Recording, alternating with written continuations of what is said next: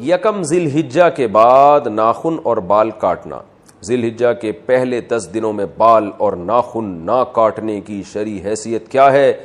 کیا یہ صرف قربانی کرنے والوں کے لیے ہے یا سب مسلمانوں کے لیے ہے؟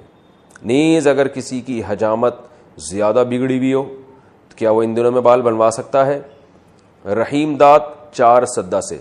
ذی الحجہ کا چاند نظر آ جائے تو حدیث میں آتا ہے کہ وہ شخص جس نے قربانی کرنی ہے, قربانی کا ارادہ ہے جس کا, ہر آدمی کے لیے نہیں ہے, جس نے قربانی کرنی ہے, جس کا ارادہ ہے, ظاہر ہے مالدار کا ارادہ ہوتا ہے, اور اگر غریب کا ارادہ بن گیا ہے, واجب تو نہیں ہے غریب پر لیکن وہ ارادہ کر لیتا ہے, تو اس کے لیے بھی مستحب حکم یہ ہے کہ وہ ناخن اور بال نہ کاٹے, یعنی چاند نظر آنے سے پہلے کاٹ لے اور پھر ان 10 دنوں میں نہ کاٹے, اور وہ جب کاٹے جب جانور کے گلے پہ چھری چل جائے. یہ افضل عمل ہے, بہتر عمل ہے, لازم نہیں ہے. اور یہ افضل بھی اس صورت میں ہے کہ بعض دفعہ یہ ہوتا ہے کہ 40 دن ہونے والے اور ناخن بال آپ نے کہیں کاٹے نہیں ہیں, تو پھر 40 دن کی مدت سے زیادہ تو پھر یہ ناجائز ہو جائے گا, تو پھر ایسی صورت میں بہرحال آپ کو کاٹنے پڑیں گے. یعنی بہت زیادہ اگر ناخن بال بڑھ گئے ہیں اور 40 دن کی مدت پوری ہونے والی ہے تو پھر آپ کے لیے کاٹنا ان بالوں کو واجب ہے. قربانی اپنے وطن میں ہو تو بال وغیرہ کس حساب سے کاٹیں گے؟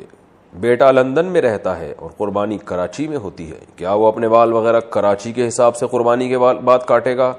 نزہت صاحبہ کراچی سے. جی ہاں, کیونکہ حدیث میں آتا ہے کہ جو بال یا ناخن نہ کاٹے جائیں, جو کہ افضل عمل ہے, واجب نہیں ہے, تو وہ اس صورت میں ہے جب جانور کے گلے پہ چھری چل جائے تو پھر کاٹ سکتا ہے. تو جب کراچی میں اس نے قربانی کی اور یہاں جانور کٹ گیا تو وہ لندن میں ہو یا امریکہ میں ہو, بال کاٹ سکتا ہے.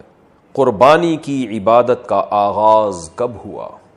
کیا قربانی حضرت ابراہیم علیہ السلام کے زمانے سے شروع ہوئی ہے یا اس سے پہلے بھی ہوتی تھی؟ نیز یہ حضرت ابراہیم علیہ السلام سے پہلے جو نبی تھے وہ کس چیز کی قربانی کرتے تھے؟ عثمان گوجرانوالہ سے. قرآن سے اشارہ ملتا ہے کہ قربانی حضرت ابراہیم علیہ السلام سے پہلے بھی ہوتی تھی, مگر اس شکل میں نہیں تھی, وہ دوسری شکل میں تھی. اذ قربا قربانا فتقبل من احدهما ولم يتقبل من الاخر. قابیل اور حابیل نے قربانی پیش کی تھی, حابیل کی قبول ہو گئی, قابیل کی رد ہو گئی. تو اس سے بھی متبادر یہی ہوتا ہے کہ انہوں نے جانور ذبح کر کے اللہ کے ہاں پیش کیا تھا, لیکن کوئی صحیح یقینی مستند بات نہیں ہے اس بارے میں. البتہ ابراہیم علیہ السلام سے پراپر اس سنت کا آغاز ہوا ہے. ان کو بیٹے ذبح کرنے کے لیے لٹایا گیا اور پھر انہوں نے اللہ کے حکم کو پورا کیا اور اللہ نے بیٹے کے بجائے ایک جانور دے دیا ان کو. تو ہم جو قربانی کی سنت کو پورا کرتے ہیں وہ ابراہیم علیہ السلام کی سنت کو تازہ کرنے کے لیے, ان کی سنت کو زندہ کرنے کے لیے. تو ہماری والی قربانی حضرت ابراہیم سے ہی شروع ہوئی ہے. البتہ قربانی یعنی جانور اللہ کے لیے ذبح کرنے کا فلسفہ ہمیں قرآن و سنت سے اشارہ ملتا ہے کہ وہ پہلے سے بھی تھا. وہ